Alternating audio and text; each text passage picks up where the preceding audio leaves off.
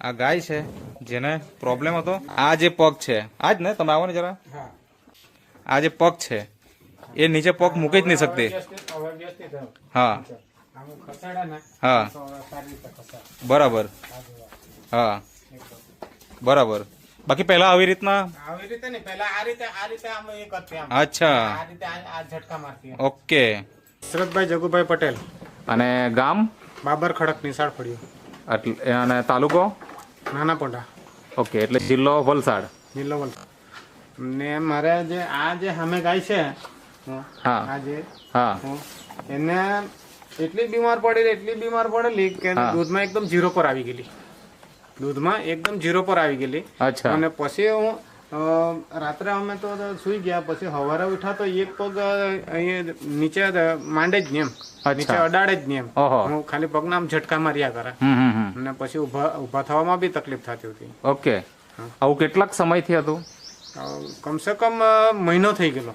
મહિનો થઈ ગયેલો. હા મહિનો. કોઈ સારવાર તો કરાવી જશે ને? ડોક્ટરને બોલાવેલા ને, સારવાર કરાવી. હા. તો શું કરી ટ્રીટમેન્ટ એમાં?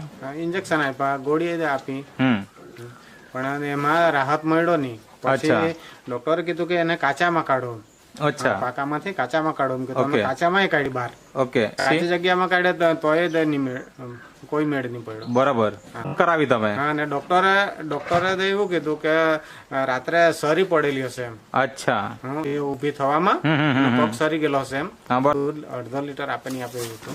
એટલે અત્યારે તો આપણે જોઈએ તો ગાય ઊભી છે, હવે પગ માંડે છે બંને એકદમ રેગ્યુલર. હવે બરાબર ચાલે. બરાબર, કોઈ વાંધો નહીં. ચાલે હવે. ઓકે. અને જે દૂધનું ઉત્પાદન ઓછું થઈ ગયેલું તે અત્યારે કેટલું દૂધ આવે? અત્યારે સવારમાં 5-5.5 લીટર જેવો આપે. અને સાંજે? અને સાંજે માનો 4.5 જેવો.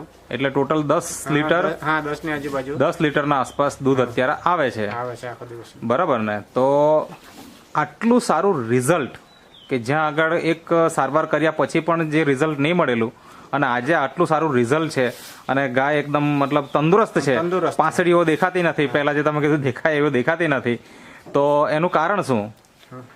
એનું કારણમાં એટલે એમણે મને કીધું કે ભાઈ ગાયને કોઈ પ્રોબ્લેમ હોય ને તો આપણી પાસે એક પાવડર છે. કયો પાવડર બતાવો ને? આ પાવડર. ઓકે.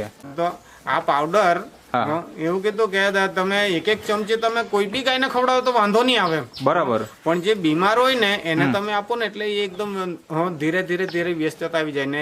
એ વસ્તુ એવી છે કે બધી નેચરલ વસ્તુ છે, આ કોઈ તકલીફ આપે એવી નથી. બરાબર છે. એની અંદર એવું કોઈ કેમિકલ નથી કે જે આપણા ગાયને કે ભેંસને નુકસાન કરે. બરાબર.